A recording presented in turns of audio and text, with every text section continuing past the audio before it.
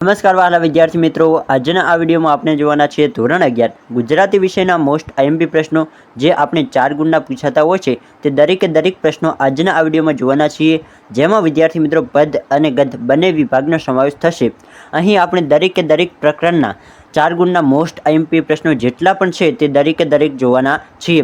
પરંતુ ખાસ વિદ્યાર્થી મિત્રો જણાવી દઉં કે અહીં મેં માત્ર ને માત્ર મોસ્ટ આઈએમપી પ્રશ્નોનો જ સમાવેશ કર્યો છે, એટલે તમારે બીજા પ્રશ્નો વાંચવા ના પડે। તો ખાસ વિદ્યાર્થી મિત્રો તમારે આ વિડીયોને અંત સુધી જોવાનો છે જો તમારે 4 ગુણના પ્રશ્નો સારી રીતે તૈયાર કરવા હોય તો। હવે વિદ્યાર્થી મિત્રો વિડીયોની શરૂઆત કરીએ, જેમાં વિદ્યાર્થી મિત્રો પ્રશ્ન નંબર 1 છે કે નાવિકે શ્રીરામને હોડીમાં બેસાડવાની શા માટે ના પાડી? તો તમને ખબર હશે કે નાવિકે શ્રીરામને હોડીમાં બેસાડવાની ના પાડી હતી એ તમને પહેલાં જ કાવ્યમાં જોવા મળે છે, પરંતુ શા માટે ના પાડી તેના વિશે જો તમને હજી સુધી ખબર ના હોય તો તમે અત્યારે જ એ પ્રશ્નને વાંચી લેજો, કારણ કે ખાસ વિદ્યાર્થી મિત્રો પ્રશ્ન પૂછાયો છે। આગળ વાત કરીએ વિદ્યાર્થી મિત્રો પ્રશ્ન નંબર 2 કે નાવિકે શ્રીરામના ચરણ કેમ પખાળ્યા?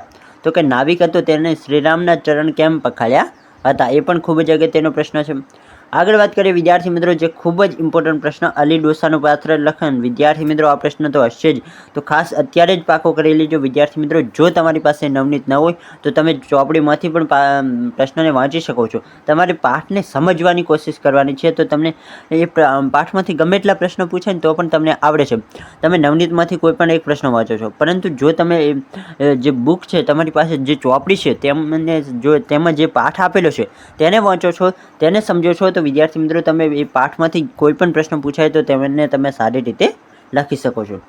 આગળ છે પ્રશ્ન નંબર 4 કે પોસ્ટ ઓફિસ વાર્તાનો અંત તમારા શબ્દોમાં લખો। તો કે પોસ્ટ ઓફિસ જે વાર્તા છે, મેં તમને અત્યારે જ કીધું કે આ તમે પોસ્ટ ઓફિસ વાર્તાને સારી રીતે વાંચો તો તમને ગમે એ પ્રશ્ન પૂછાય તમને સારી રીતે તેનો જવાબ તમે લખી શકો છો।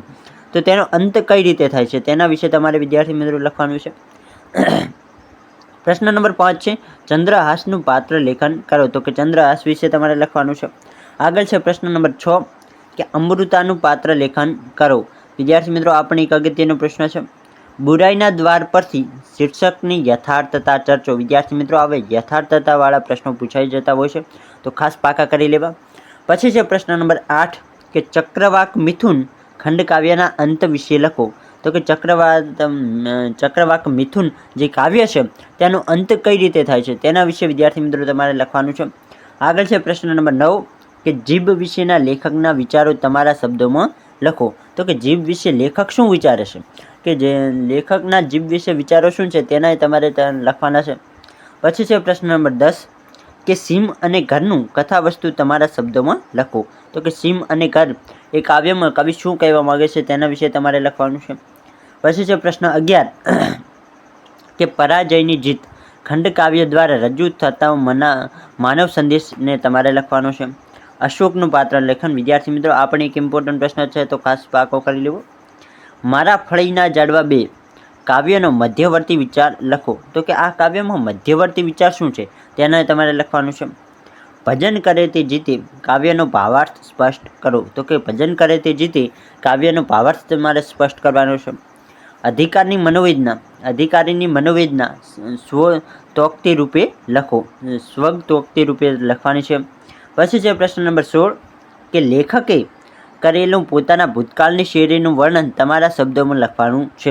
તો કે લેખકે જે પોતાની ભૂતકાળની શૈલીનું વર્ણન કર્યું છે તેને તમારે લખવાનું છે।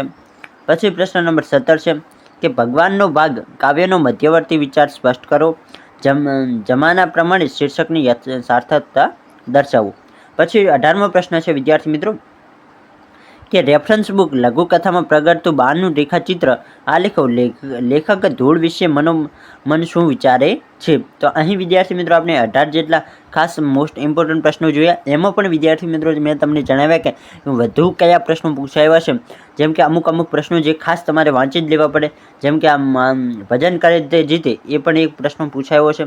મારા ફળીના ઝાડવા એ તો કદાચ ઓછો પૂછાયો છે, પરંતુ અશોકનું પાત્ર લેખન એ પણ એક પૂછાયો છે।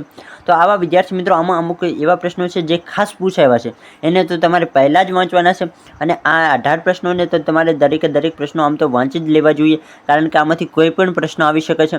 તો આ દરેક પ્રશ્નો વિદ્યાર્થી મિત્રો વાંચો, કારણ કે આમાં પદ અને ગદ્ય બંનેનો સમાવેશ થયો છે, એટલે માટે 18 જેવા પ્રશ્નો છે જે 4 ગુણના છે।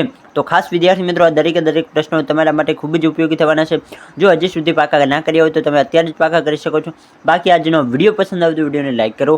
આપણી યુટ્યુબ ચેનલ પર પહેલી વાર આવ્યો હોય તો ચેનલને જરૂરથી સબસ્ક્રાઈબ કરો.